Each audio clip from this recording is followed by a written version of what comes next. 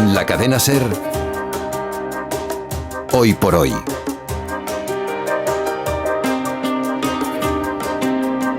Con Pepa Bueno.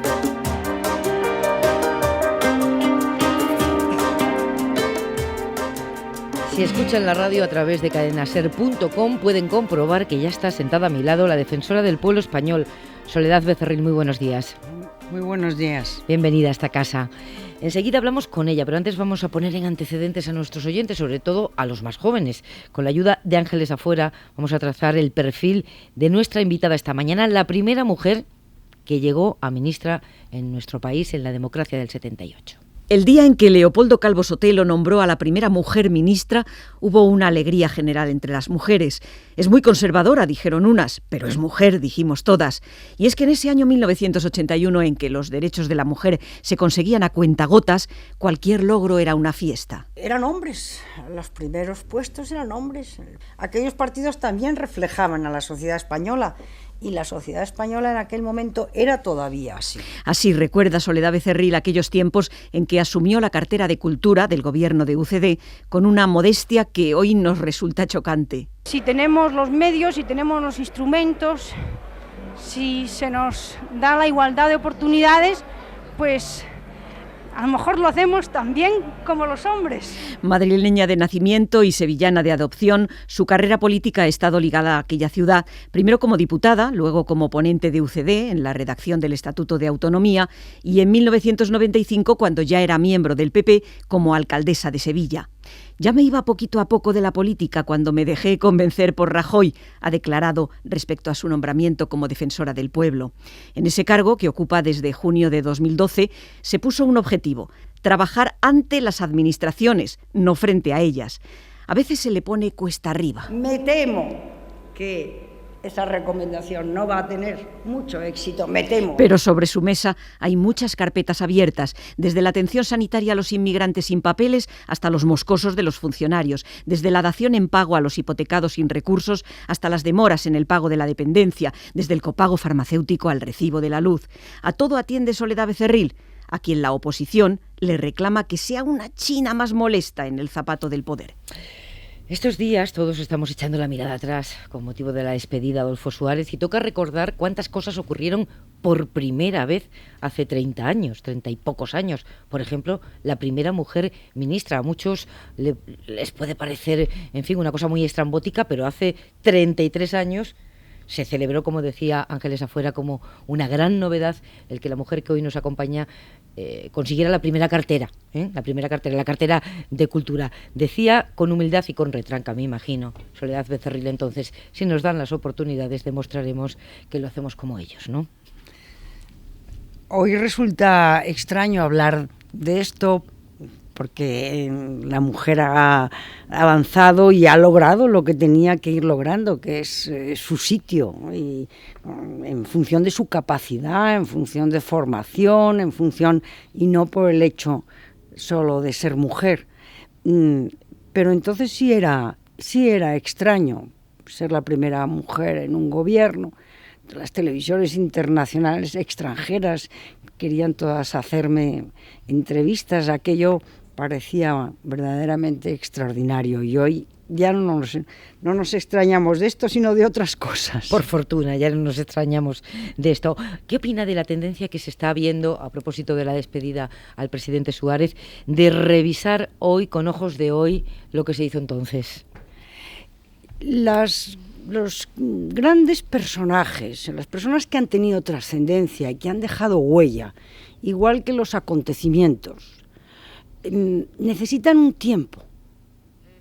Por ejemplo, hoy estamos viendo cómo investigadores, historiadores revisan lo que ocurrió hace 100 años, la guerra del 14, y siguen saliendo documentos, archivos, investigaciones. Yo creo que es normal que con el tiempo se revise y se repase la trayectoria de Adolfo Suárez, y ocurre que cada vez es más loable la persona y cada vez se le reconoce una mayor importancia y una mayor trascendencia en la historia de España. Una última cosa, por cerrar este capítulo. ¿Qué le parece que venga Obiang al funeral de Estado de esta tarde?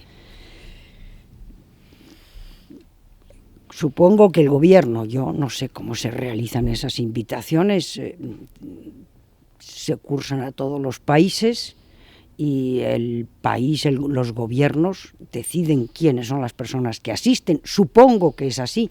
Yo no puedo dar más datos. Unas personas nos parecen más mejor, nos gustan más, tenemos más simpatía y otras no. Usted se mostró el año pasado muy preocupada por la malnutrición infantil, por el impacto prolongado y extenso de la crisis en las familias. ¿Qué le parece el informe que hizo público Cáritas la semana pasada, en la que hablaba del 29% del riesgo de pobreza y exclusión infantil, que colocaba a España la segunda de Europa solo por detrás de Rumanía? Cáritas hace un trabajo importantísimo, magnífico y absolutamente desinteresado, y yo estoy al lado de Cáritas, de entrada.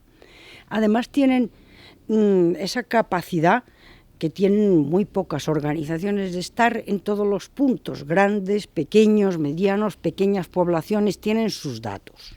De palpar realidad, ¿verdad? Yo creo que sí, que palpa la realidad grande y la pequeña. Esos datos, pues serán así. Ocurre además, y este es un hecho muy singular y español, que hay una cobertura, primero en parte pública y en parte no pública, privada y asistencial, que evita que esas personas que pueden estar en riesgo estén sufriendo y tengan grandes padecimientos, y esos niños. Porque el verano pasado nosotros hicimos desde el Defensor una advertencia y recomendación a todas las comunidades autónomas para que en el mes de agosto y julio, cuando no hay colegios, tuvieran mucho cuidado con la alimentación y no dejaran a los niños. Y la respuesta fue absoluta. Todas las comunidades autónomas se pusieron a ello. Entonces, tenemos como decía, una red pública en parte, con dificultades en este momento, y una privada que evita que esos números de la Cruz Roja sean... De Cáritas. De Cáritas quería decir, que esos números, bueno, sufran, que esas personas que responden, que numéricamente son todas esas, estén sufriendo. No tienen esa situación, seguramente tiene razón Cáritas, pero hay una asistencia, por lo menos a una inmensa parte de ellos. Se lo pregunto porque, como sabe, Montoro, el ministro de Hacienda, dijo que esas estadísticas de Cáritas no se ajustan a la realidad. Es una afirmación tremenda, ¿no? Porque viene a desacreditar una institución que, como mínimo, está en contacto con la realidad. Yo le reitero que yo estoy al lado de Cáritas. Da la impresión, defensora, que en este momento tan difícil, tan complicado de nuestra economía, de nuestra vida pública, de nuestra vida, de la vida de las familias, da la impresión de que el ángulo de la foto que refleja las consecuencias de la crisis empieza a molestar. En el cuadro general de estamos saliendo de la crisis, hay indicadores de la macroeconomía que efectivamente empiezan a hablar de un cambio de tendencia y que al gobierno o a algunos miembros del gobierno les estorba esta otra realidad que instituciones como Cáritas, nada sospechosas de pretender desestabilizar, sino simplemente contar y atender, pues subrayan porque están ahí, porque forman parte de la realidad, ¿no? La institución del Defensor del Pueblo no es una institución que pelee ni litigue. Nosotros no somos un partido político, un grupo parlamentario que tiene sus iniciativas, su apoyo al gobierno o su oposición, no. Nosotros tomamos una distancia, procuramos una independencia de criterio y de opinión. Yo no estoy para apoyar al gobierno o para criticar y derribar gobiernos, no. La valoración que hacemos nosotros a través de lo que recibimos y de lo que vemos es que el año 12 ha sido terriblemente malo para la ciudadanía. Han sufrido muchas personas y mucho, y a finales del 13 las cosas parecen ir un poquito mejor. Lo subrayo con mucho cuidado. Ojalá en el 14 las cosas vayan mejor y esos datos económicos generales se traduzcan en que las personas encuentren empleo, los jóvenes encuentren empleo, etcétera, ¿no? optimistas tenemos que ser, sobre todo más que optimistas, esperanzadores. Y desde esa posición privilegiada, realmente una atalaya a la que le llegan quejas, denuncias, también comentarios del pueblo español, la fotografía que haría la defensora en este momento, ¿cuál es? ¿Qué es lo peor? ¿Dónde está el mayor riesgo que tenemos como país en este momento para atender a quienes, como nos decían, en el año 2012 acusaron de esa manera terrible el impacto de la gestión de la crisis? ¿Cuál es la situación más vulnerable? El problema mayor es el desempleo, porque eso tiene muchas consecuencias. Primero, puede dejar a muchas personas al margen de la sociedad, que se encuentran fuera de la sociedad, sin ocupación, sin recursos económicos. Eso, y luego además esas personas, al no trabajar, no están cotizando a la seguridad social. Luego hay una cadena enorme de consecuencias. Yo creo que ese es el problema más grande. Si a lo largo del 14 viéramos reducirse esas cifras, pues tendríamos un alivio grande. ¿Qué piensa cuando la gente se siente ahora muy desprotegida? Esto nos llega mucho a los periodistas, a usted también. Tienen la sensación de que la política no sirve, la política en general, la política en general no está sirviendo para transformar la vida de las personas. Esto nos llega continuamente a nosotros, una especie de descreimiento que luego se traduce en las elecciones en que crece la abstención o en que va el voto a formaciones políticas que no son las tradicionales. Hay como una distancia entre la política como instrumento para cambiar la vida de las personas y la ciudadanía, que ha perdido fe en que lo que les cuenten es verdad y sobre todo que lo que les cuentan sirva para cambiar su vida. ¿Eso le llega a ustedes? ¿A ustedes le llega eso? Sí, nos llega, claro que nos llega. La política es la vida pública y el ocuparse de la vida pública, y eso es importante y es muy bueno. Nos llegan muchos casos de desconfianza, de gente que dice yo no voy a votar, pero también tenemos decenas de miles de concejales y de alcaldes en pequeños municipios o en medianos o en grandes al pie del cañón, y cumpliendo con su deber, haciéndolo gratis y sirviendo a sus vecinos.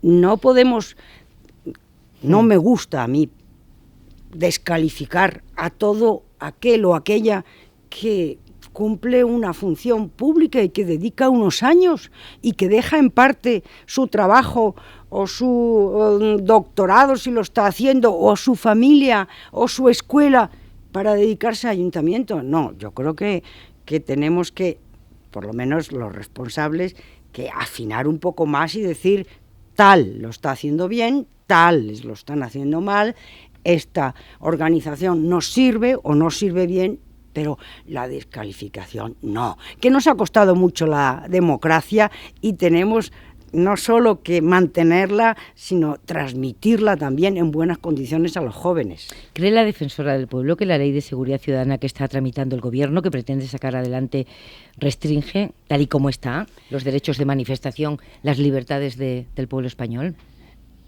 Yo no debo expresar ninguna opinión mientras un proyecto de ley está en su tramitación, porque un proyecto de ley tiene un debate en la democracia, y aquí va a tener, y ya está teniendo, un debate por parte de órganos que tienen que pronunciarse.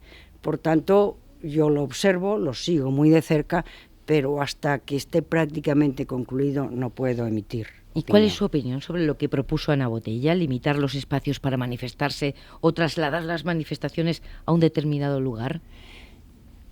Yo he sido alcaldesa y comparto la preocupación de la alcaldesa de Madrid y de otras alcaldesas por sus centros históricos, por los comerciantes, por los vecinos, porque las ciudades, los centros se están vaciando desde hace tiempo de residentes, porque la vida es muy difícil en los centros históricos.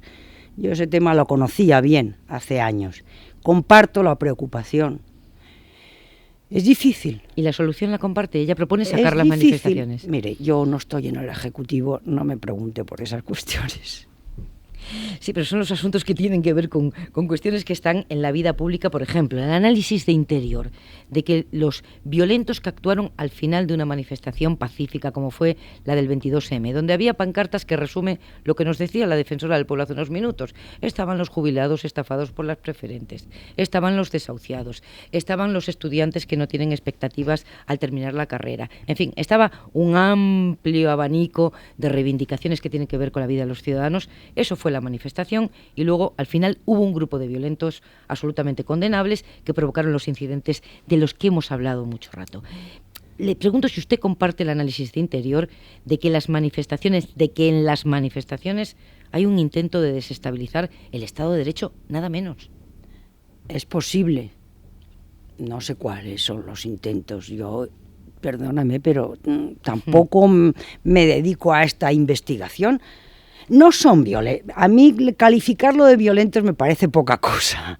Violento, una persona que reacciona violentamente. No. Era una agresión brutal, las que yo he visto. Sí. Agresiones brutales.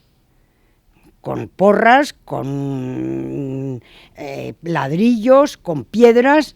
No. Lo de la violencia es suave.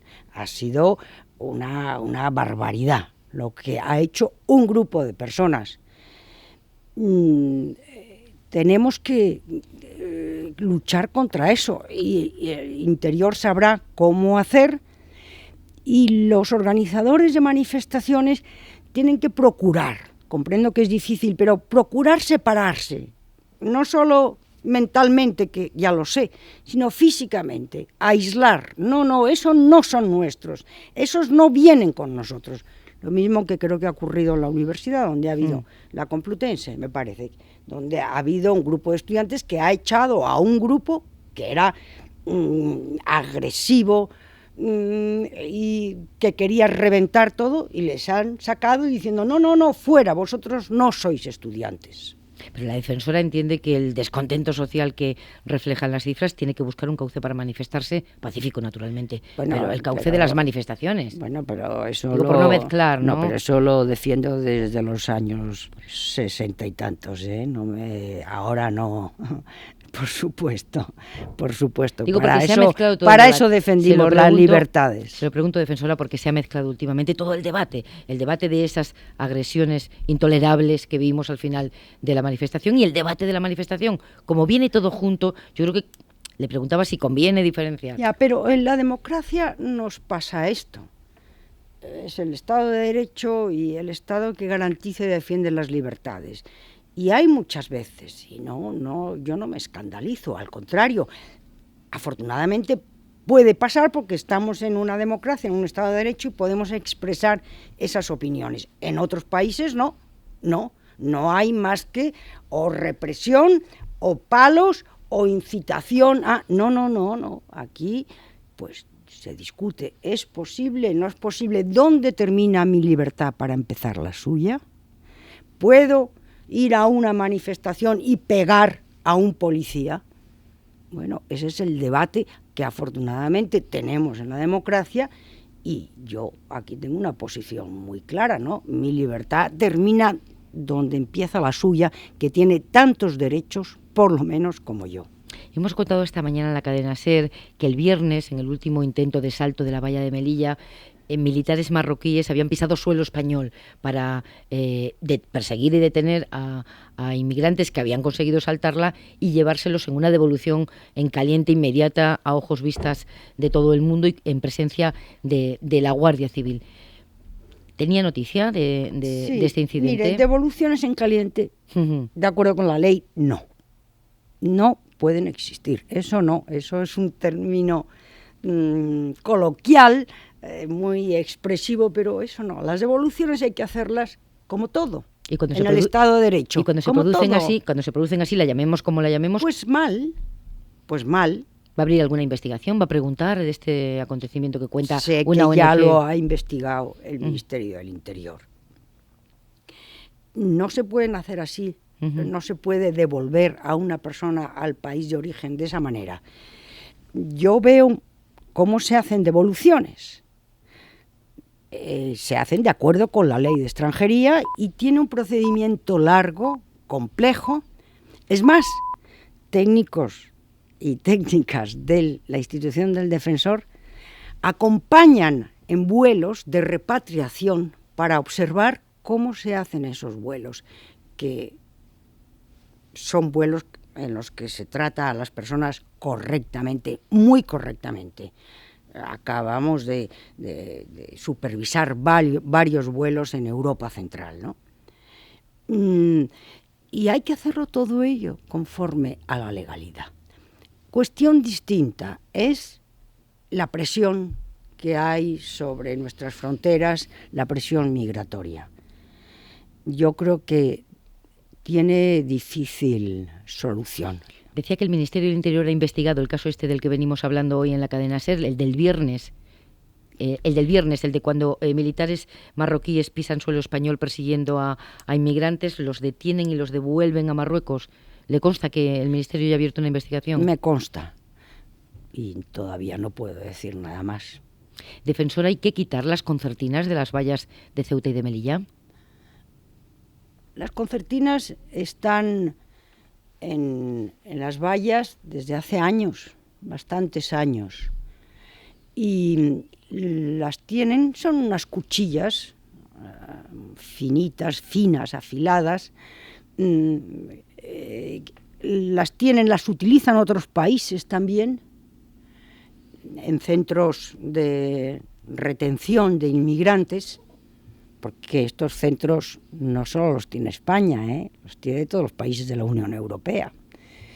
Y a mí me parecen un sistema muy bárbaro, ya lo he dicho así. A mí eso me parece mal, Existen y yo le he pedido al Ministerio que las sustituya.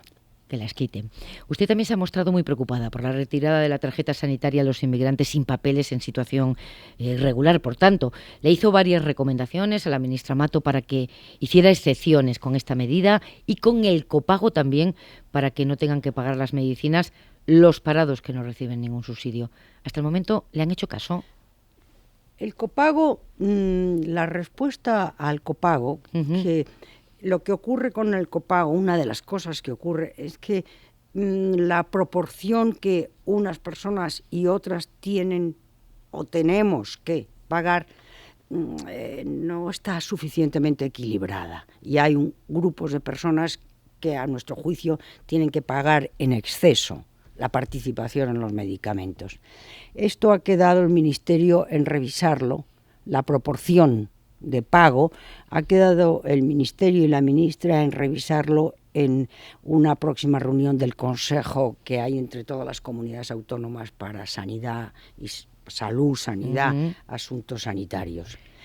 Y ¿en el caso de los inmigrantes? En el caso de los emigrantes se nos ha dicho que ahora eso no es posible, que sí es posible y se está haciendo en casos graves, en menores, tratamiento para menores, en mujeres embarazadas y en situaciones de urgencia o de emergencia. Me refería al principio de esta conversación a que hay una atención por parte de la sociedad muy generosa, que cubre muchas cosas. Y los inmigrantes en situación no regular, que no tienen situación acorde con lo que se les pediría, están atendidos por entidades o asociaciones o organismos como Cruz Roja y otras, y también por la mayoría de las comunidades autónomas que están prestando estos servicios. Pero que hasta el momento, entonces, la Administración Pública no se hace cargo de ninguna de las dos recomendaciones que hizo la defensora. No, una la ha aplazado y otra le he dicho que no. No, todo tiene su momento. A una se nos ha contestado que sí, que se va a estudiar. Mire, yo he estado en el gobierno hace ya tiempo y los cambios en la legislación, desde luego, y en la normativa llevan su tiempo. Milagros de la noche a la mañana no hay. Tengo un montón de correos de enseñantes y de personas del mundo de la educación que me dicen: pregúntele, por favor, por qué no recurrió la defensora la ley Wert, que le hemos pedido millones de enseñantes, millones de miembros de la comunidad educativa. La institución del defensor tiene 30 años. Va a cumplir 31. Y en 31 años se han recurrido 24 leyes. 24. La característica ha sido, y la tendencia ha sido, que cuando un grupo parlamentario que representa la soberanía nacional, porque está en el Parlamento, recurre una ley, no suele hacerlo. No, en general no lo hace la institución del defensor. Han sido varios los grupos que han presentado un recurso y, por tanto, pues eso ya tiene su vía y tiene su camino. Esa es la razón por la que no se ha presentado. Esa es la razón en este y en otros casos. Cuando un grupo parlamentario lo hace, nos parece que ya está hecho ese camino y no se suele hacer. Se ha hecho en alguna ocasión, pero en muy pocas. En su informe anual que acaba de presentar dice sobre la dependencia que hay demoras inaceptables para la atención a los afectados. ¿Está percibiendo que se desmantela esa ley? No se desmantela. No, tampoco exageremos. No, hay retrasos, pero eso no es un desmantelamiento. Hay retrasos y hemos advertido a aquellas comunidades autónomas y a aquellos hospitales donde se ven retrasos que no se pueden justificar y que nos parecen graves, se lo hemos advertido. En general reaccionan, no todos, pero en general reaccionan y reaccionan de manera positiva. O sea, que encuentra reacción, esta era la pregunta con la que pretendía terminar, porque ya me hago cargo de que usted recibe muchas quejas, muchas denuncias, hacen sus informes y acuden a las distintas administraciones. ¿Cuál es el grado de atención a la demanda de la defensora del pueblo que encuentra en el Gobierno central, en las comunidades autónomas, en los ayuntamientos cuando les toque a ellos? Es alto, la respuesta es muy alta. Primero tienen que responder, están obligados por la ley. Si no responden, las administraciones, en un plazo razonable y tras recordarles los deberes legales que tienen, yo les comunico que lo pongo en conocimiento de la Fiscalía para que el fiscal actúe. Y eso produce un poquito de pánico-terror, entre comillas, el pánico-terror. No les gusta nada. En general responden. He visto desde el año 12 hasta ahora un descenso enorme en el número de administraciones que no colaboraban. Colaboran casi todas. Y en un 78% de las veces en las que hacemos recomendaciones o recordatorios, nos dicen que sí, que lo hacen y que rectifican. Tenemos un minuto para terminar. Defensora, decía Ángeles Afuera en el comienzo que la oposición le reclama que sea un poquito más china en el zapato de los gobernantes. Le digo yo, en este momento de desconcierto, de cierta sensación de desamparo, más que nunca la defensora del pueblo no debería ser, en fin, el amparo de tantos españoles que tienen tantas cosas que no entienden de la administración. Por ejemplo, que se rescate bancos y autopistas y no a las familias. Dice Cáritas que costaría lo mismo rescatar a las familias que a las autopistas. Yo creo que lo somos.